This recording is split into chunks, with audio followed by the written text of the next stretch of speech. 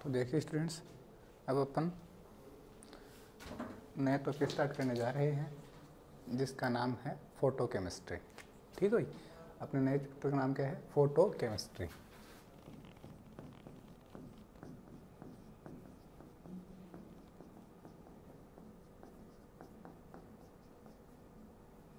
नए chapter start कर रहे हैं जिसका नाम है फोटो केमिस्ट्री, प्रकाश रसायन। ठीक है, ओके, प्रकाश रसायन। तो देखो भाई, आपको नाम से ही पता चल रहा होगा, कि इसमें अपन क्या पढ़ते हैं। ठीक है, रसायन का मतलब रासायनिक अभिक्रियाएं, प्रकाश का मतलब जो लाइट की प्रेजेंस में होती है, जो प्रकाश की उपस्थिति में होती है। ठीक है, तो हम क्या कह सकते हैं? The branch of chemistry in which we deals with the chemical reaction and mechanism of chemical reaction which occur in the presence of light called photochemistry। रसायन विज्ञान की शाखा जिसके अंतर्गत प्रकाश की उपस्थिति में होने वाली रासायनिक अभिक्रियाओं और अभिक्रियाओं की क्रियाविधि का अध्ययन किया जाता है। क्या कहलाता है? प्रकाश रसायन आपका कहलाता है। समझ में आ गया समझ में। अब अपने को इस चैप्टर में क्या क्या पढ़ना है मैं आपको और दे देता हूँ। इस चैप्टर में अपन पढ़ने हैं सबसे पहले तो लैम्बर्ट का नियम, फिर पढ़ना अपने को बियर का नियम, फिर दोनों को कंबाइन करके बियर लैम्बर्ट का नियम पढ़ना है। ठीक है, फिर अपने को पढ़ना जेवलॉन्स का डायग्राम, बहुत ईजी है, जेवलॉन्स का डायग्राम पढ़ना है। फिर अपने को क्या पढ़ना होता है? इसके बाद में अपने को पढ़ना होता है फोटोसेंसिटाइजर, प्रकाश उग्राही अभिक्रियाएं, और एक लास्ट अपने को पढ़ना है क्वांटम लब्धि अपने को लास्ट में इसमें पढ़नी है। बस इतना ही पढ़ना है, इसके अलावा अपने को कुछ भी नहीं पढ़ना है। ठीक है, बहुत ईजी चैप्टर है, तो आई होप आप इसको एंजॉय करोगे। ठीक है, तो देखो भाई, सबसे पहले तो इसकी डेफिनेशन लिखोगे आप। डेफिनेशन लिखोगे, पहले हिंदी वाले लिखेंगे। रसायन विज्ञान की वह शाखा जिसके अंतर्गत प्रकाश की उपस्थिति में संपन्न होने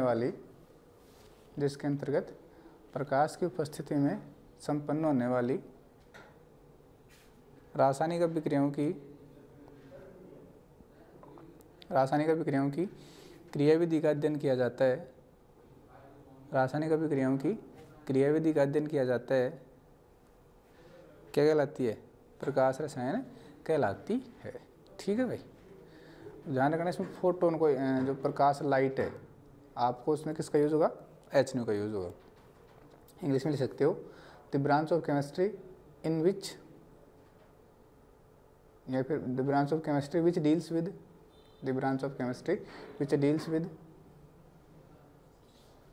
mechanism of those reaction which occur in presence of light, which deals with mechanism of those reactions which deals with light, which occur in the presence of light। फिर से रिपीट करता हूँ, the branch of chemistry which deals with mechanism of those reaction which occur in the presence of light called photochemistry। ठीक है भाई, okay, चलो ठीक है, आप चाहो तो लिख सकते हो those reaction which occur in the presence of light called photochemical reaction,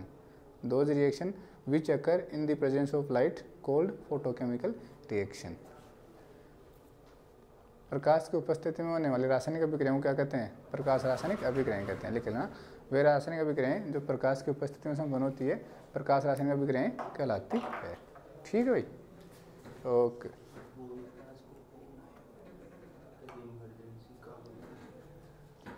वे रासायनिक अभिक्रियाएं जो प्रकाश की उपस्थिति में संपन्न होती है क्या कहलाती है? प्रकाश रासायनिक अभिक्रियाएं कहलाती है। ठीक है, अब आप हेडिंग डालोगे लैम्बर्ट का नियम, Lambert's law.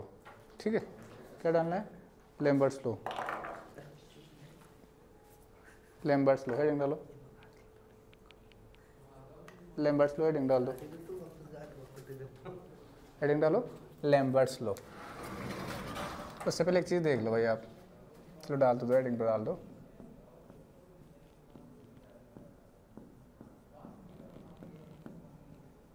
Lambert's law.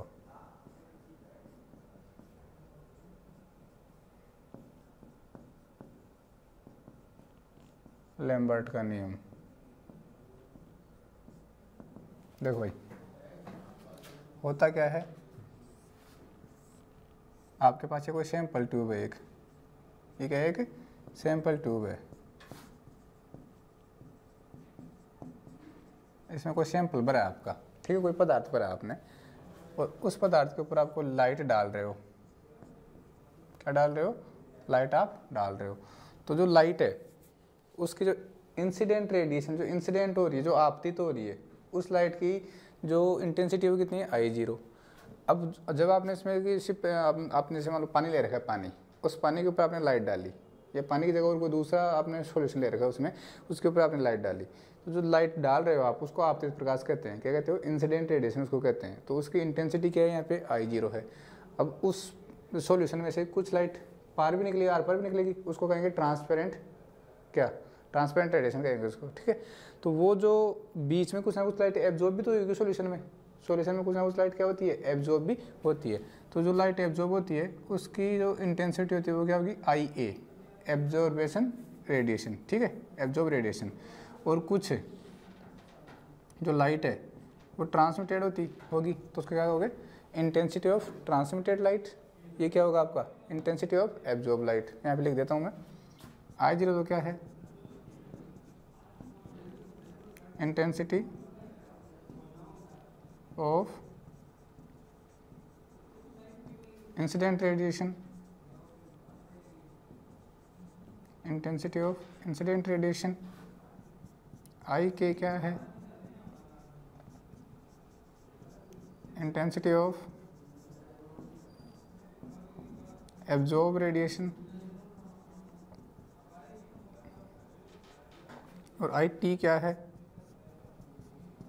Intensity of transmittance, transmitted radiation, ठीक। देखो आप क्या कह सकते हो, जो आपकी I0 है, ठीक है, जो I0 वो किस किस की इक्वल होगी? IA प्लस IT की क्या होगी? इक्वल होगी। यहीं से आप देखो आगे अपन जब पढ़ेंगे ना लॉ ऑफ फोटोकेमिस्ट्री, वहाँ पे दो लॉ पढ़ेंगे, first law of photochemistry, second law of photochemistry. तो जो फर्स्ट लॉ ऑफ फोटोकेमिस्ट्री है वो सेम टू सेम यही होगा। वो क्या होगा कि जो आप इंसिडेंट लाइट डाल रहे हो, तो जब वो लाइट ट्रांसमिटेड हो रही है तो उस जो ट्रांसमिटेड लाइट है ना उसकी इंटेंसिटी कम हो जाती है। क्यों हो जाती है? क्योंकि उस लाइट का सारी की सारी जितने आप लाइट डाल रहे हो सारी की सारी ट्रांसमिटेड नहीं हो रही, कुछ लाइट क्या हो रही है? एब्जॉर्ब हो रही है। तो जो लाइट एब्जॉर्ब हो रही है उसकी वजह से ट्रांसमिटेड लाइट की जो इंटेंसिटी है वो क्या हो जाती है? कम हो जाती है। ट्रांसमिटेड लाइट की इंटेंसिटी क्या हो जाती है? कम हो जाती है। इसी को क्या बोलते हो आप? फर्स्ट लॉ ऑफ फोटोकेमिस्ट्री आप बोलते हो। आगे पढ़ेंगे उसको। फिलहाल आप याद रखो कि ये I0 IT I क्या होते हैं, ठीक है, IA क्या होते हैं, आए समझ में? अब देखो इन सबको तो एक बार फिलहाल भूल जाना, फिलहाल आप इनको भूल जाना। हम पढ़ेंगे अब देखो लैम्बर्ट्स लॉ। एक पढ़ने वाले हैं बीयर्स लॉ, एक पढ़ने वाले हैं अपन लैम्बर्ट्स लॉ। तो देखो एक बार आप देखना भाई, ये कहा जाता है, मैं आपको एक ट्रिक बता रहा हूँ याद करने की। लैम्बर्ट्स किससे स्टार्ट होता है? L से स्टार्ट होता है, ठीक है। तो आपको यहाँ पे जब इसकी डेरिवेशन करेंगे तो यहाँ पे आपको L यूज़ करना है, और दूसरा बीयर्स लॉ वो किस चीज़ से? B से स्टार्ट होता है। तो अब जो बच गया ना वहाँ पे C यूज़ करना है, वहाँ पे क्या यूज़ करना है? C। तो आपको दो टर्म्स यूज़ करनी है यहाँ पे, एक तो कंसंट्रेशन C, वो तो कैसे यूज़ करोगे? बीयर्स लॉ में, और दूसरा लेंथ L, ठीक है, या फिर आप उसको थिकनेस भी बोल सकते हो, उसको आप थिकनेस मोटाई भी बोल सकते हो L को।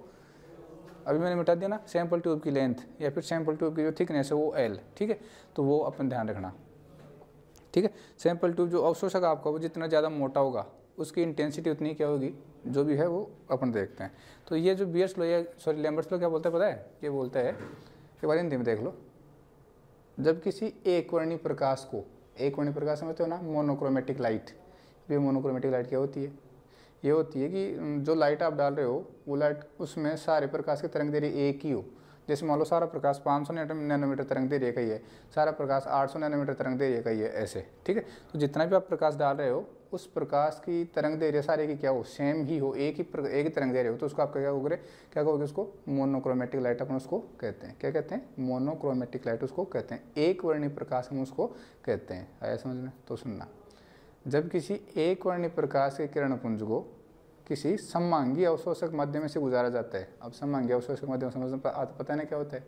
सममांगी विलयन तो पता है, सममांगी विलयन, विषमांगी विलयन। हमने क्या कहा था, जब हम नमक को पानी में घोल देते हैं तो जो विलयन बनेगा वो कैसा विलयन बनेगा? सममांगी विलयन बनेगा। सममांगी विलयन से मतलब यह है कि उसका कहीं से भी आप सैंपल ले लो, जो पानी का नमक में विलयन है या नमक का पानी में जो विलयन है उसका कहीं से भी आप सैंपल ले लो, उसका टेस्ट हर जगह से क्या आएगा? खारा ही आएगा, ठीक है ना। ऐसा थोड़ी है कि ऊपर से तो वो खारा है नीचे से मीठा है, ऐसा नहीं होता। तो हर जगह से टेस्ट या फिर हर जगह जो फिजिकल जो केमिकल प्रॉपर्टीज़ हैं या जितने भी गुण हैं वो सारे क्या हों, हर जगह सेम हों, तो उसको क्या कहोगे आप? सममांगी, होमोजीनियस कहोगे, ठीक है। तो हमने क्या कहा, जब किसी एक वर्णीय प्रकाश की किरण पुंज को हम किसी सममांगी अवशोषक माध्यम से गुजारते हैं, ठीक है, तो जो आपतित प्रकाश की तीव्रता है, जो आपतित प्रकाश की तीव्रता है वो जो सैंपल ट्यूब की लंबाई है या सैंपल ट्यूब की जो मोटाई है उसके समानुपाती होता है, ठीक है। आपतित प्रकाश की तीव्रता में जो कमी हो रही है, देखो सैंपल में कुछ ना कुछ एब्जॉर्बेंस तो होगा ही, उस अवशोषक माध्यम से आप गुजारोगे प्रकाश की किरण को, तो वहाँ पे क्या होगा, कुछ ना कुछ वहाँ पे अवशोषण होगा, तो उसकी वजह से उसकी तीव्रता में क्या आ जाएगी? कमी आ जाएगी। तो तीव्रता में कितनी कमी आ रही है? तीव्रता में जो कमी आएगी, आपतित प्रकाश की तीव्रता में जो कमी आएगी वो किसके समानुपाती होगी? वो किसके समानुपाती होगी? उस तीव्रता के साथ सैंपल है उसकी मोटाई के समानुपाती होती है। तो एक बार आप इसकी डेफिनेशन लिख लो, लिखो, फिर मैं इंग्लिश में भी लिखा दूंगा। पहले तो लिखो, ये जो नियम था ये लैम्बर्ट ने 1760 में दिया था, प्रपोज्ड बाय लैम्बर्ट इन 1760, ठीक है भाई, इन 1760। ये नियम किसने दिया था? लैम्बर्ट ने दिया था। कब दिया था? 1760 में दिया था। हिंदी में लिख लो एक बार, लिखो, इस नियम के अनुसार जब किसी एक वर्णीय प्रकाश को, इस नियम के अनुसार जब किसी एक वर्णीय प्रकाश को, इस नियम के अनुसार जब किसी एक वर्णीय प्रकाश को सममांगी अवशोषक विलयन में से गुजारा जाता है, तो सममांगी अवशोषक विलयन में से गुजारा जाता है तो अवशोषक माध्यम की मोटाई के साथ असमांगी अवशोषक विलयन में से गुजारा जाता है तो अवशोषक माध्यम की मोटाई के साथ विकिरणों की तीव्रता में हुई कमी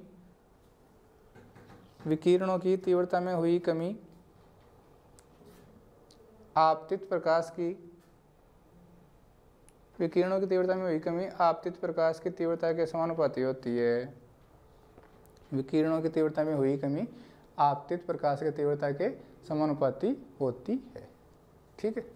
आप इसको इंग्लिश में ट्रांसलेट कर लेना। दैट मीन्स अर्थात कहना क्या चाह रहे हैं हम ये कहना चाह रहे हैं DI/DL is directly proportional to I। हमने क्या कहा, जब हम किसी एक वर्णीय प्रकाश को, अब एक वर्णीय प्रकाश नहीं, ध्यान तो लिख लेना भाई, देखो एक बार देख लेना, एक वर्णीय प्रकाश से क्या मतलब है? मोनोक्रोमेटिक लाइट, मोनोक्रोमेटिक लाइट, इसका मतलब क्या है? जिसकी जो वेवलेंथ है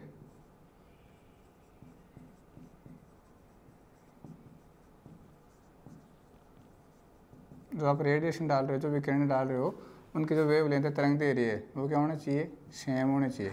मतलब वेवलेंथ का मतलब क्या है? लैम्डा, ठीक है। तरंग दैर्घ्य वो क्या होना चाहिए? समान होनी चाहिए। तो ये है एक वर्णीय प्रकाश का मतलब कि जितनी भी आप लाइट डाल रहे हो उस लाइट की लैम्डा क्या होनी चाहिए? सेम होनी चाहिए। तो हमने क्या कहा, हमने यह कहा कि जब हम समांगी अवशोषक विलयन में से एक वर्णी प्रकाश को गुजारते हैं तो उस प्रकाश की तीव्रता में जो कमी आ रही है, हमने क्या कहा, अवशोषक माध्यम की मोटाई के साथ, यह आपका अवशोषक माध्यम की मोटाई, ठीक है, अवशोषक माध्यम की मोटाई के साथ विकिरणों की तीव्रता में कमी, माइनस का मतलब कमी, आई क्या है, विकिरणों की तीव्रता, ठीक है, अवशोषक माध्यम की मोटाई के साथ विकिरणों की तीव्रता में हुई कमी आपतित प्रकाश की तीव्रता के समानुपाती होती है। यही तो लिखा, अवशोषक माध्यम की मोटाई के साथ विकिरणों की तीव्रता में हुई कमी आपतित प्रकाश की तीव्रता के समानुपाती होती है। आया समझ में? Very good. बस ध्यान रखना, लैम्बर्ट का लिया है ना, इसलिए यहाँ पे क्या लिखा है मैंने, एल लिखा है, ये याद रख लेना आप। जब बियर का लिखेंगे यहाँ पे क्या लिख देंगे, शी लिख देंगे, क्या लिख देंगे, शी, इतना ही याद रखना आपको, डेरिवेशन अपने आप खुद लिख लोगे आप। देखो क्या लिखोगे, माइनस का D I over D L is equal to K लिख देना, ठीक है, और ये क्या हो जाएगा आपका, आई हो जाएगा, क्या हो जाएगा आपका, आई हो जाएगा, ठीक। के क्या है यहाँ पे के क्या है, समानुपाती स्थिरांक,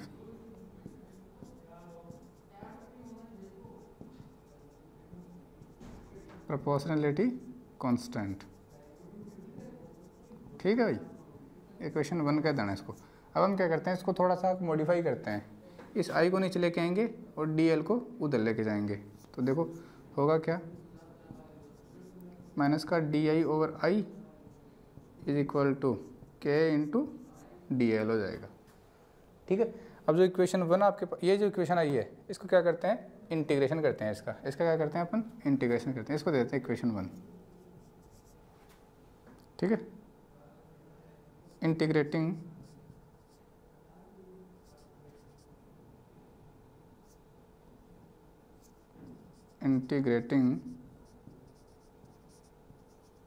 इक्वेशन 1, ठीक है।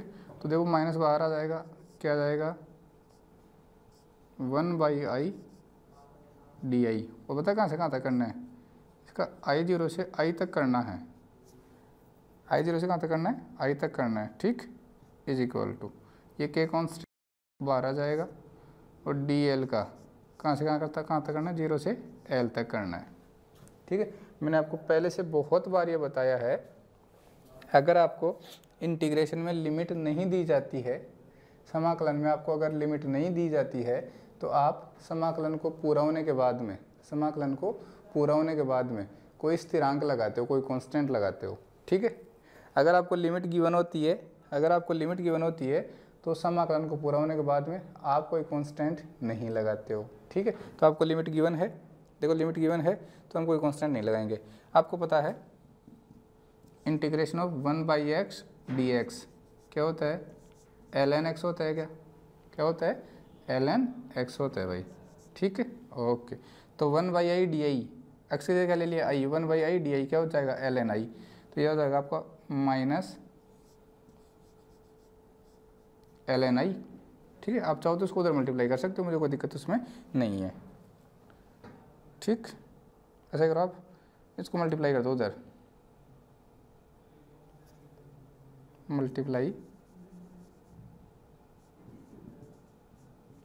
बाई माइनस, ठीक है। दोनों तरफ माइनस से मल्टीप्लाई किया तो क्या जाएगा, इधर माइनस आ जाएगा और इधर का माइनस हट जाएगा, तो ये लो, ये माइनस का क्या लिख दिया मैंने इधर, ठीक है।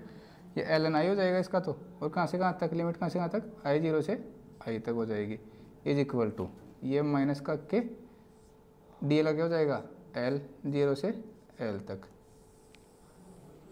लिमिट पुट कर दो, क्या करोगे, अपर लिमिट माइनस लोअर लिमिट, तो एक बार तो इस आई की जगह आई रखना है माइनस करके, एक बार इस आई की जगह I0 रखना है, तो क्या लिखा, ln i minus ln I0 is equal to minus का के L माइनस 0, भाई इस L की जगह एक बार L लिखा माइनस करके 0 लिखा, L में 0 जाएगा, क्या बचेगा, L ही बचेगा, क्या आएगा, ln i minus ln i naught is equal to minus का के एल। तो आपको यहाँ पे एक प्रॉपर्टी पता लग रही होगी, ln m माइनस का ln n क्या होता है, ln m ओवर n होता है, ठीक। तो करोगे इसको आप, ln i ओवर i0 हो जाएगा क्या, ठीक है भाई, इज इक्वल टू माइनस का के एल हो जाएगा। आ गया समझ में, वेरी गुड। क्या करते हैं, इसका एंटी ln लेते हैं अपन, क्या करते हैं, इसका एंटी ln लेते हैं, इक्वेशन का दो इसको 2, taking anti ln of equation 2। समीकरण 2 का एंटी ln लेने पर मैंने आपको बता रखा है, जब हम एंटी ln लेते हैं तो ln तो हट जाता है और सामने जो भी होता है वो e की पावर में चला जाता है। कहाँ चला जाता है, e की पावर में चला जाता है। अगर हम एंटी लॉग लेते हैं, अगर हम एंटी लॉग लेते हैं तो आपका लॉग तो हट जाता है और सामने वाला जो इक्वल टू के उधर है, बराबर के उधर है, वो 10 की पावर में चला जाता है, ठीक है। अगर एंटी लॉग लोगे तो बराबर के उधर जो भी है वो किस में चला जाएगा, 10 की पावर में चला जाएगा, और अगर एंटी ln लोगे तो बराबर के उधर जो भी है वो किस में चला जाएगा, e की पावर में चला जाएगा। तो एंटी ln ले रहे हैं, ln हट गया, क्या आएगा, i over i0 is equal to e की पावर माइनस का के एल। आ गया समझ में, वेरी गुड। आपको वैल्यू निकालनी है, आपको यहाँ से i की वैल्यू निकालनी है, तो यह आ जाएगा i is equal to i0 dot e की पावर माइनस का के एल। ये लो भाई, ये आपका हो गया बियर्स लैम्बर्ट्स लो। क्या गया आपका, लैम्बर्ट्स लो, ये आपका आ गया है। के कांस्टेंट है, एल क्या है, thickness of sample tube, thickness of sample tube, आपने कहा ना अवशोषक माध्यम की मोटाई, एल क्या है, थिकनेस ऑफ सैंपल ट्यूब है, ठीक है, ओके। ये आपका ट्रांसमिटेड लाइट हो जाएगी, IT, आप I0 कह सकते हो इसको। ये आपकी इंसिडेंट लाइट हो जाएगी, क्या हो जाएगी, इंसिडेंट लाइट, आपतित प्रकाश, परावर्तित प्रकाश। आ गया समझ में, आ गया समझ में, वेरी गुड। चलो तो फिर दूसरा देखते हैं अपन, कौन सा देखोगे, बियर्स लॉ।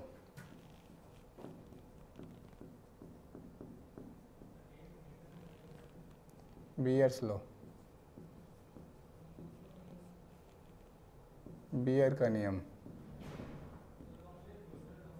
क्या कहता है, ये ऐसे कहता है, जब किसी समांगीय अवशोषक माध्यम से आप एक वर्णी प्रकाश किरण पुंज को डालते हो, ठीक है, जब किसी समांगीय अवशोषक माध्यम से आप क्या करते हो, एक वर्णी प्रकाश किरण को डालते हो, तो क्या होगा, समांगीय अवशोषक विलयन की जो सांद्रता में कमी हो रही है, ठीक है, इसलिए कहते हैं ना यहाँ पे अवशोषक माध्यम की मोटाई के साथ विकिरणों की तीव्रता में हुई कमी, तो हम क्या कहेंगे, सांद्रता के साथ, अवशोषक माध्यम की सांद्रता के साथ विकिरणों की तीव्रता में हुई कमी। यहाँ पे तो मोटाई लिखा था, तो यहाँ पे डी से लिखना आपको, ठीक है, सांद्रता के साथ विकिरणों की तीव्रता में हुई कमी आपतित प्रकाश की तीव्रता के समानुपाती होता है। एज इट इज होगा, बस DL की जगह हो जाएगा DC हो जाएगा। तो एक बार उसकी डेफिनेशन लिख लो, लिखो भाई, डेफिनेशन लिखो, आप लिखो, इस नियम के अनुसार, अकॉर्डिंग टू दिस लॉ, इस नियम के अनुसार जब किसी एक वर्णीय प्रकाश को, इस नियम के अनुसार जब किसी एक वर्णीय प्रकाश को समांगी अवशोषक विलयन में से गुजारा जाता है, तो इस नियम के अनुसार जब किसी एक वर्णीय प्रकाश को समांगी अवशोषक विलयन में से गुजारा जाता है, तो समांगी अवशोषक विलयन में से गुजारा जाता है, तो विलयन की सांद्रता के साथ, विलयन की सांद्रता के साथ विकिरणों की तीव्रता में हुई कमी, जैसे विलयन की सांद्रता के साथ यहाँ DC लिख दोगे ना, तो विलयन की सांद्रता के साथ विकिरणों की तीव्रता में हुई कमी आपतित प्रकाश की तीव्रता के समानुपाती होती है। विलयन की सांद्रता के साथ विकिरणों की तीव्रता में हुई कमी आपतित प्रकाश के तीव्रता के समानुपाती होती है। अर्थात, फिर से बोलो, फिर से रिपीट करता हूँ, जब किसी एकवर्णी प्रकाश के किरण पुंज को समांगी अवशोषक विलयन में से गुजारा जाता है, तो जब किसी एकवर्णी प्रकाश के किरण पुंज को समांगी अवशोषक विलयन में से गुजारा जाता है, तो विलयन की सांद्रता के साथ, विलयन की सांद्रता के साथ विकिरणों की तीव्रता में हुई कमी आपतित प्रकाश की तीव्रता के समानुपाती होती है, आपतित प्रकाश की तीव्रता के समानुपाती होती है। अर्थात माइनस का D I over D C is proportional to I. क्या करोगे, माइनस का D I over D C is equal to K I. कुछ नहीं करना, डी सी को इधर ले जाओ, आई को इधर ले आओ, माइनस से मल्टीप्लाई कर दो। तो क्या करोगे आप, D I over I is equal to minus का K dot D C. Equation 1 समझ में आ गया। क्या किया अपन ने, इस इक्वेशन को माइनस से मल्टीप्लाई कर दिया, आई को नीचे ले आए, डी सी को उधर ले गए। क्या गया, D I over I is equal to minus का के डी सी। क्या करेंगे, इसका इंटीग्रेशन करेंगे। ठीक है, integrating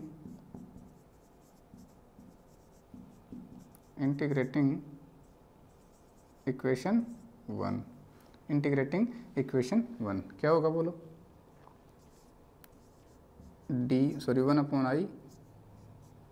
one upon I D I, कहाँ से कहाँ तक करना आपको, आई 0 टू आई तक करना है, इज इक्वल टू माइनस का के डी सी। कहाँ से कहाँ तक, 0 से सी तक, 0 टू सी। आ गया समझ में भाई। 1/x dx क्या होता है, ln x होता है। तो यहाँ पे क्या आ रहा है, 1/i di क्या हो जाएगा, ln i हो जाएगा। ठीक है, तो हो गया ln i, लिमिट कहाँ से कहाँ तक लगाओगे, i 0 टू i। ठीक, आगे देखो, माइनस का क्या as it is, D C का क्या हो जाएगा, डी हट जाएगा, सी आ जाएगा, 0 टू सी। ठीक, लिमिट लगाओ, upper limit minus lower limit, upper limit minus lower limit. तो क्या करोगे, ln i माइनस का ln i 0 is equal to minus का के सी माइनस 0। अपर लिमिट सी रखी, माइनस लोअर लिमिट 0 रख दी। ठीक है, ln m minus ln n क्या लिख दोगे, ln m over ln n। तो डायरेक्ट लिख रहा हूँ मैं, ln m over ln n लिख दिया अपन ने। ठीक, इज इक्वल टू माइनस का के डॉट सी। क्या करोगे, इसका इक्वेशन 2 कह दो, इसको एंटी ln लेना है। जैसे जैसे मैं इधर किया था वैसे ही यहाँ करना है। एंटी ln लोगे क्या होगा, ln हट जाएगा, सामने वाला एक ही पावर में चला जाएगा। Taking anti ln of equation 2। Equation 2 का आप जैसे अपने एंटी ln लिया क्या हो जाएगा, देखो भाई, इसका ln हट जाएगा, इसका ln हट जाएगा। तो क्या जाएगा, i over i 0 is equal to E raise to the power minus का के डॉट सी। आ गया समझ में, E raise to the power minus का के डॉट सी। क्या चाहिए आपको, i की वैल्यू चाहिए, तो इस i 0 को इधर मल्टीप्लाई कर दो, i 0 डॉट ई की पावर माइनस का के डॉट सी। ये लो भाई, ये आपका आ गया बीयर्स लॉ। ये क्या है आपका, बीयर्स लॉ। सी क्या है, कंसंट्रेशन ऑफ सॉल्यूशन। सी क्या है यहाँ पे, कंसंट्रेशन ऑफ सॉल्यूशन। आ गया समझ में, वेरी गुड। तो ये 2 लॉ आपके हो गए, Lambert's law and Beer's law. Lambert's law and Beer's law आपके हो गए हैं। आगे समझ में। अब अपन को क्या पढ़ना है, Beer Lambert law. Beer Lambert law, दोनों को कंबाइन करके जो लॉ आएगा उसको अपन क्या कहते हैं, बीयर लैम्बर्ट लॉ। ठीक है, चलो। वो क्या कहता है, पता है क्या कहता है, वो आपको कहता है कि जो आपकी इंसिडेंट रेडिएशन की जो इंटेंसिटी में जो डिक्रीमेंट आ रहा है, आपतित प्रकाश की तीव्रता में जो कमी आ रही है, अब की बार वो किसके समानुपाती होगी, इस आई के साथ साथ सी के भी समानुपाती होती है। आपतित प्रकाश की तीव्रता के साथ साथ कंसंट्रेशन की भी क्या होती है, प्रोपोर्शनल वो होती है। तो दोनों को कंबाइन करके आप कह दोगे proportional to I dot proportional to C. ये तो एज इट इज रहेगा, माइनस का D I over D L तो एज इट इज रहेगा, proportional to I dot C हो जाएगा, आई डॉट सी हो जाएगा। ठीक है, तो इसको कर रहा हूँ मैं रफ। अब आप हेडिंग डाल दो, Beer Lambert law, Beer Lambert law. ठीक भाई, दोनों को कंबाइन करके अपन लिखते हैं बीयर लैम्बर्ट लॉ। ठीक है, समझ में आ गया बीयर्स लॉ क्या होता है और लैम्बर्ट्स लॉ क्या होता है। मैंने पहले साफ साफ बता रखा है। देखो, लैम्बर्ट लॉ में एल आएगा, ऐसे याद रखना है। लैम्बर्ट लॉ में क्या आएगा, एल आएगा, और बीयर्स लॉ में सी आएगा। और लैम्बर्ट और बीयर दोनों के लॉ में क्या आएंगे, दोनों आएंगे, सी भी आएगा और एल भी आएगा। तो अब आप लिखोगे बीयर लैम्बर्ट लॉ। क्या लिखोगे? Beer Lambert's law. ठीक भाई, बीयर लैम्बर्ट्स लॉ। क्या बोलते हैं? क्या बोलते हैं? वही, जब किसी आप होमोजीनियस मिक्सचर में से क्या डालोगे, मोनोक्रोमेटिक लाइट डालोगे, तो जो मोनोक्रोमेटिक लाइट है उसकी इंटेंसिटी में जो डिक्रीमेंट आ रहा है, उसकी इंटेंसिटी में जो डिक्रीमेंट आ रहा है वो किसके रेस्पेक्ट में आ रहा है? एक तो length of thickness of sample tube, ठीक है, या फिर थिकनेस ऑफ सॉल्यूशन, और किसके प्रोपोर्शनल होगा वो? इंटेंसिटी ऑफ इंसिडेंट रेडिएशन, और उसके साथ साथ कंसंट्रेशन ऑफ सॉल्यूशन के भी प्रोपोर्शनल होगा इस बार। ठीक है, तो एक बार लिख लो, आप डेफिनेशन लिख लो। जब किसी एकवर्णी प्रकाश को समांगी अवशोषक विलयन में से गुजारा जाता है, तो जब किसी एकवर्णी प्रकाश को समांगी अवशोषक विलयन में से गुजारा जाता है, तो समांगी अवशोषक विलयन में से गुजारा जाता है, तो अवशोषक विलयन में तय की गई दूरी के साथ, अवशोषक विलयन में तय की गई दूरी के साथ, अब यहाँ पे दूरी, तय की गई दूरी को लेंथ कह रहे हैं, एल कह रहे हैं, वहाँ पे पीछे उस एल को क्या कहा था? थिकनेस ऑफ सैंपल ट्यूब कहा था, या फिर थिकनेस ऑफ सॉल्यूशन कहा था। यहाँ पे जो डिस्टेंस ट्रेवल की जा रही है, ठीक है, जो डिस्टेंस ट्रेवल की जा रही है उसको अपने यहाँ पे एल कह रहे हैं। ठीक है, हमने क्या लिखा? विलयन में तय की गई दूरी के साथ विकिरणों की तीव्रता में हुई कमी, विकिरणों की तीव्रता में हुई कमी, क्या लिखोगे? माइनस का DI/DL। ये तो क्या है? कितने डिस्टेंस ट्रेवल हो रही है, और ये क्या है? जो डिक्रीमेंट आ रहा है इंटेंसिटी में, ठीक है, विकिरणों की तीव्रता में हुई कमी। नेगेटिव साइन किसको बताता है? जो डिक्रीमेंट आ रहा है उसको। किसके प्रोपोर्शनल होती है? Intensity of incident light with concentration of solution. इस बार दोनों के प्रोपोर्शनल होगा, इस बार दोनों के प्रोपोर्शनल होगा। इंटेंसिटी ऑफ इंसिडेंट लाइट होगा एंड कंसंट्रेशन ऑफ सॉल्यूशन, दोनों के प्रोपोर्शनल होगा। पीछे अलग अलग आ रहा था, पीछे ओनली इंटेंसिटी ऑफ लाइट के ही प्रोपोर्शनल था, अब की बार किसके प्रोपोर्शनल और हो गया? कंसंट्रेशन ऑफ सॉल्यूशन के प्रोपोर्शनल और हो गया। तो लिखो, आपने लिखा विकिरणों की तीव्रता में हुई कमी आपतित विकिरणों की तीव्रता के साथ साथ विलयन की सांद्रता के भी समानुपाती होती है, विलयन की सांद्रता के भी समानुपाती होती है। अर्थात अब आप ये लिख लो, माइनस का DI/DL is proportional to I.C। आगे समझ में? वेरी गुड, कुछ नहीं करना, करते जाओ। माइनस का DI/DL, प्रोपोर्शनलिटी के साइन को हटाओ, क्या लगाओगे? K लगाओगे कांस्टेंट डॉट I.C। बोलो क्या करोगे? पहले तो इसको माइनस से मल्टीप्लाई करोगे, मल्टीप्लाई बाई माइनस, क्या आ जाएगा? इधर तो माइनस हट जाएगा, तो DI/DL is equal to minus का K.I.C। मैंने क्या कहा था? I को इधर लेके आना है, DL को उधर लेके जाना है, तो कर दो DI/I is equal to minus का K.C.DL। इक्वेशन इसको क्या दो? 1। क्या करना है? इसका इंटीग्रेशन करना है। ठीक है, तो लिख दो टेकिंग इंटीग्रेशन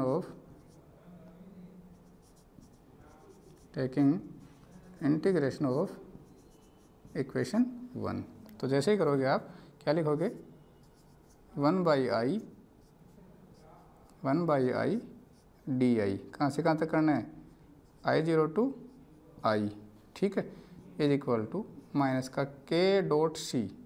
अब यहाँ पे दोनों कांस्टेंट है, ध्यान रखना, कंसंट्रेशन भी कांस्टेंट है और K भी कांस्टेंट है, ध्यान रखना भाई। कंसंट्रेशन कांस्टेंट इसलिए इंटीग्रेशन से क्या आ गई? बाहर आ गई। पीछे तो कंसंट्रेट के साथ देखो चेंज हो रही थी कंसंट्रेशन, पीछे change in concentration with change in intensity of light हो रहा था, वो किसके प्रोपोर्शनल था? इंसिडेंट रेडिएशन की इंटेंसिटी के प्रोपोर्शनल था। लेकिन यहाँ पे कोई चेंज नहीं हो रहा है, इसमें तो कांस्टेंट है, कोई चेंज नहीं होगा तो कांस्टेंट होगी। ठीक है, तो ये बाहर आ गया। क्या लिखोगे अंदर? DL लिखोगे, कहाँ से कहाँ तक? 0 to L। ठीक, okay. 1/I DI, 1/x dx क्या होता है? ln x। तो लिखोगे आप ln I, लिमिट लगाओगे कहाँ से कहाँ तक? I0 to I equal to minus का K.C, TL क्या हो जाएगा? L, limit 0 to L। Limit लगा दो, क्या आ जाएगी? ln I minus ln I0 is equal to minus का k dot C dot L minus 0। क्या आएगा? ln m minus ln n क्या हो जाएगा? ln I और I0 is equal to minus का k dot C dot L. बैठा। चलो मैं क्या करता हूँ, मुझे बताओ कि क्या मैं इसको ऐसे लिख सकता हूँ क्या? ln I0 over I is equal to k dot C dot L. लिख सकते हैं क्या इसको ऐसे? बताओ। देखो भाई, बिल्कुल लिख सकते हैं। एक बार देखो क्या किया मैंने, शॉर्ट में देख लो, फिर आपको लिखना नहीं है इसको। यहाँ पे आपके पास क्या था? ln I था ऊपर, नीचे कौन था? I0 था। मैंने क्या किया, मैं इस ln I0 को ऊपर ले गया, नीचे से कहाँ ले गया? ऊपर ले गया, तो इसकी पावर कितनी हो जाएगी? -1 हो जाएगी। ऐसे ही मैंने क्या किया, इस I0 को उठा के मैं नीचे ले आया, तो इसकी पावर ऊपर +1 थी, नीचे की क्या हो गई? -1 हो गई। अब देखो आप, ऊपर वाले की पावर -1, नीचे वाले की पावर -1, तो हम कह सकते हैं कि होल पावर क्या हो जाएगी? -1 यहाँ से हो जाएगी। हम क्या कह सकते हैं? ln I0 over I whole power -1। अब आपने एक फॉर्मूला पढ़ रखा होगा, ln x raised to the power n, ln x raised to the power n क्या हो जाता है? पावर आगे आ जाती है, तो यहाँ से क्या होगा? -1 आगे आ जाएगा, minus ln I0 over I। अब क्या करो, इस माइनस से मल्टीप्लाई कर दो। क्या करो? माइनस से मल्टीप्लाई कर दो, तो इधर तो माइनस हट जाएगा और इधर वाला माइनस भी क्या हो जाएगा? प्लस हो जाएगा। दोनों तरफ माइनस क्या हो जाएंगे? प्लस हो जाएंगे। आ गया समझ में? इसलिए देखो, ये भी ln I0 चेंज हो गया, तो इधर जो माइनस आया, दोनों तरफ माइनस आ गया, तो चाहो तो माइनस से माइनस काट दो, मल्टीप्लाई करने की जरूरत नहीं है। देखो इधर करोगे तो माइनस आ जाएगा, और इधर भी करोगे तो क्या जाएगा? माइनस आ जाएगा। अब माइनस से माइनस कट जाएगा आपका। ठीक है, तो ये तरीका है चेंज करने के बाद है कि ये प्लस का कैसे हुआ। ठीक है भाई, ओके।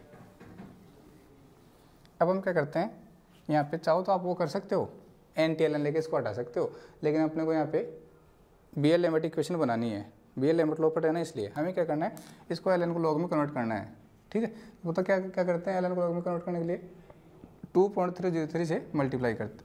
तो आपने लिखा 2.303 log I0 over I is equal to k dot C dot L. ठीक है, ओके।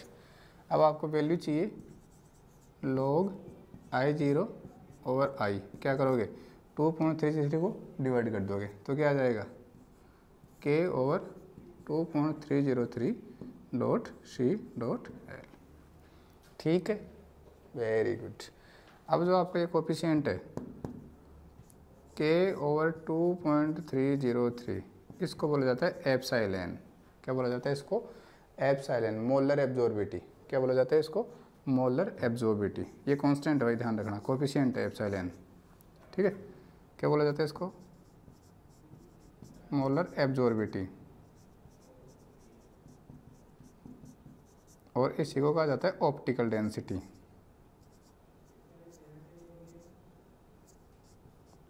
क्या कहा जाता है? ऑप्टिकल डेंसिटी भी इसको कहा जाता है। ध्यान रखना भाई, मोलर अवशोषकता, मोलर अवशोषकता या ऑप्टिकल डेंसिटी भी इसको कहते हैं। आगे समझ में? Very good. और जो आपका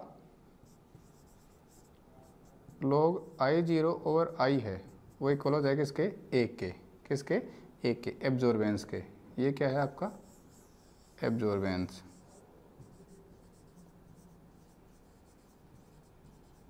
क्या है आपका? एब्जॉर्बेंस। ठीक है, वेरी गुड। तो आप इक्वेशन लिख सकते हो क्या? A is equal to epsilon C dot L. बोलो देखें, लिख सकते हो क्या? A is equal to epsilon C L. यही आपकी आ गई BL लिमिट लो। यही क्या? यही आपका BL लैम्बर्ट लो है। और हम इसको डिटेल में कैसे लिख सकते हैं? log I0 over I is equal to A dot epsilon C dot L। ये हम इसको लिख सकते हैं। ठीक, उतारो एक बार इतना, ये खत्म हो गया। अब अपने क्या पढ़ना है, यूनिट ऑफ ए पढ़नी है अपने को। क्या पढ़ना है, यूनिट ऑफ एप्सिलॉन पढ़नी है भाई, ध्यान रखना। यूनिट ऑफ ऑप्टिकल डेंसिटी अपने को पढ़ना है। निकालो, देखें आप इसकी यूनिट बताओ क्या आएगी। देखो कौन क्या, ये मैंने लिख दिया है यहाँ पे, कौन क्या ये मैंने लिख दिया है, ठीक है ठीक है। देखो निकालोगे आप, यूनिट निकालोगे तो क्या आएगा। देखो भाई जो ए होता है ना, ए इसको आप एब्जॉर्बेंस बोलते हो, ये यूनिट लेस क्वांटिटी है। ए क्या है, एक यूनिट लेस क्वांटिटी है, ठीक है। तो मैं एक बार लिख देता हूँ, आपको यूनिट ऑफ एप्सिलॉन पढ़नी है अपने को, मोलर एब्जॉर्बिटिक यूनिट पढ़नी है, ठीक है।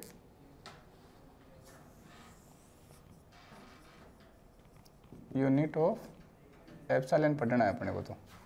तो एप्सिलॉन इज इक्वल टू क्या आएगा, ए ओवर सी डॉट एल आएगा। सी क्या है, सी क्या है, कंसंट्रेशन। ठीक है, कंसंट्रेशन ऑफ सॉल्यूशन। और ये किस में आएगी, मोलरिटी में। किस में आएगी, मोलरिटी में, कैपिटल एम में आएगी, ठीक है। एल क्या है, लेंथ। एल क्या है, लेंथ है, लेंथ ऑफ सैंपल ट्यूब। कहीं में आएगी, सेंटीमीटर में, ठीक है। चलो तो, और जो ए होता है ना, ए ये आपकी कैसी क्वांटिटी है, यूनिट लेस क्वांटिटी है। तो एप्सिलॉन इज इक्वल टू क्या जाएगा, 1 ओवर मोलर सेंटीमीटर, क्या आ जाएगा, पर मोलर पर सेंटीमीटर, ठीक है। पर मोलर पर सेंटीमीटर, इसकी क्या आ जाएगी, क्या आ जाएगी इसकी यूनिट आ जाएगी पर मोलर पर सेंटीमीटर, ठीक है भाई, ओके। इसकी यूनिट आ जाएगी आपके पास पर मोलर पर सेंटीमीटर, ठीक। लिख सकते हैं आप इसको, पर मोलर पर centimetre, molar inverse centimetre inverse.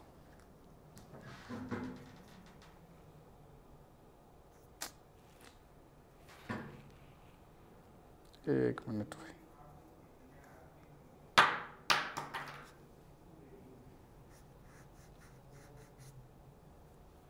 ठीक है भाई, चलो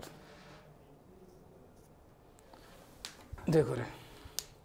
अब आपको एक ग्राफ प्लॉट करना है, आपको क्या पढ़ना है, ग्राफ प्लॉट करना है। करो, देखें आप ग्राफ प्लॉट करो, मैं बताता हूँ आपको।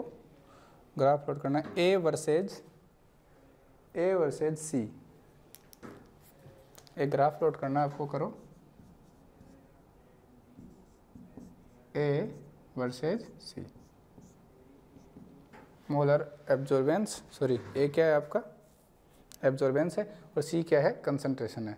तो इनके रेस्पेक्ट में आपको एक ग्राफ प्लॉट करना है, कर लोगे। इक्वेशन क्या थी आपके पास, A is equal to epsilon C dot L, ठीक है। आप इसको ऐसे करो, एल डॉट सी।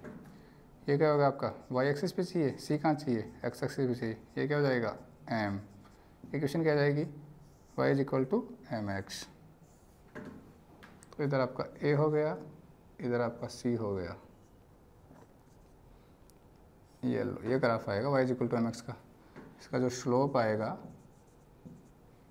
किस क्या आएगा, epsilon dot L, epsilon L dot L, इसका स्लोप आ जाएगा, ठीक है। ठीक है भाई, ठीक। लिमिटेशन, हेडिंग डालो, हेडिंग डाल दो, लिमिटेशंस ऑफ बीयर-लैम्बर्ट लॉ। समझ में आ गया होगा, बहुत बढ़िया, ठीक है। हेडिंग डाल दो, लिमिटेशंस ऑफ बीयर-लैम्बर्ट लॉ। तो देखो भाई, अपन बार बार 3 डेफिनेशन अपन ने पढ़ ली। 3 डेफिनेशन में अपन यही कह रहे हैं, monochromatic light, monochromatic light, monochromatic light, एक वर्णीय प्रकाश, एक वर्णीय प्रकाश, एक वर्णीय प्रकाश कह रहे हैं। तो हम पहले लिमिटेशन क्या लिखेंगे, जो आप लाइट यूज़ कर रहे हो वो कैसे होनी चाहिए, मोनोक्रोमेटिक होनी चाहिए। कैसे होनी चाहिए, मोनोक्रोमेटिक होनी चाहिए, एक वर्णीय होना चाहिए, ठीक है। तो लिख लो, light used must be monochromatic, light used must be monochromatic. ठीक है, प्रकाश कैसा होना चाहिए, एक वर्णी होना चाहिए। प्रकाश कैसा होना चाहिए, एक वर्णी होना चाहिए। दूसरा देखो, दूसरा हम क्या कर रहे हैं कि जो आप सममांगी विलयन ले रहे हो, सममांगी अवशोषक विलयन ले रहे हो, ठीक है, वो सफिशिएंट डाइल्यूट होना चाहिए। आपका जो आप सॉल्यूशन ले रहे हो वो कैसा होना चाहिए, सफिशिएंट डाइल्यूट होना चाहिए। ज़्यादा ना तो कंसनट्रेट होना चाहिए, ना ही ज़्यादा डाइल्यूट होना चाहिए, सफिशिएंट डाइल्यूट होना चाहिए। तो सेकंड लिमिटेशन लिख लो आप, सेकंड लिमिटेशन लिख लो आप। देखो देखो, homogeneous solution, homogeneous solution used should be sufficient dilute, should be sufficient dilute। ठीक है, homogeneous solution used should be sufficient dilute. कहने का मतलब जो आप विलयन यूज कर रहे हो वो पर्याप्त क्या होना चाहिए, तनु होना चाहिए। हिंदी में लिख लो, प्रयुक्त विलयन पर्याप्त तनु होना चाहिए। ठीक है, तीसरा देखो, जो सॉल्यूशन है ना सॉल्यूशन, उसमें ना तो कोई एसोसिएशन होना चाहिए, ना डिसोसिएशन होना चाहिए, ना आयोनाइजेशन होना चाहिए, ना डीकम्पोजिशन होना चाहिए। मतलब जो विलयन आप ले रहे हो उस विलयन में ना तो संगुणन होना चाहिए, ना ही वियोजन होना चाहिए, ना आयनन होना चाहिए, ना विघटन होना चाहिए, कुछ भी नहीं होना चाहिए। जो सॉल्यूशन जैसा है वैसा ही रहना चाहिए। तो पहले हिंदी में लिख लो, विलयन में संगुणन वियोजन कोमा आयनन या विघटन नहीं होना चाहिए, या विघटन नहीं होना चाहिए। इंग्लिश में लिख लो, there is no association comma dissociation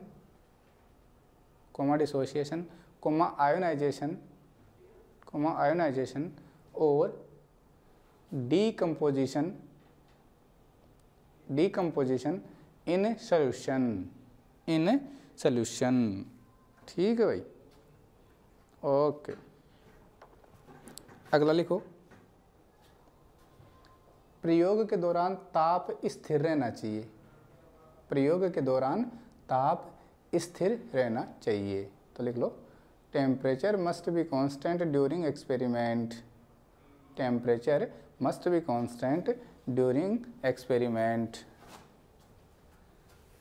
last limitation लिखो इसकी आप लास्ट लिमिटेशन लिखोगे और वो है विलयन का स्कंदन नहीं होना चाहिए, विलयन का स्कंदन नहीं होना चाहिए। तो आप लिख लो, there is no coagulation of solution, there is no coagulation of solution. ठीक है, विलयन का स्कंदन मतलब है वो नीचे नहीं बैठना चाहिए, जो सॉल्यूशन है वो नीचे नहीं जमना नहीं चाहिए। ठीक है, कोगुलेट नहीं होना चाहिए। जैसे रक्त का थक्का बनता है ना, वैसे ही उसका स्कंदन नहीं होना चाहिए। ठीक है, ये limitations of BL Lambert's law खत्म हो गई है। इसी के साथ आपका बीएल लैम्बर्ट लॉ भी क्या होता है, खत्म होता है। ठीक है, आ गया समझ में, वेरी गुड। अब आप हेडिंग डालोगे, डिफरेंस बिटवीन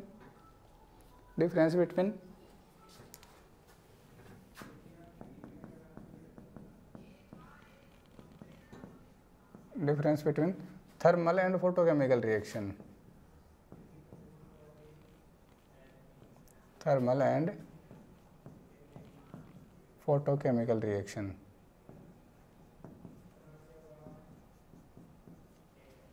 ठीक है, लिख लो,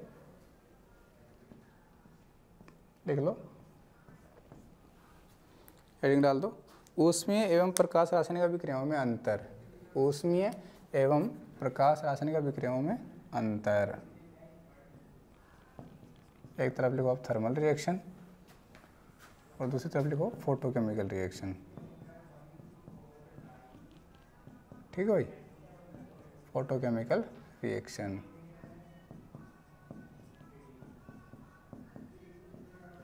प्रकाश रासायनिक अभिक्रिया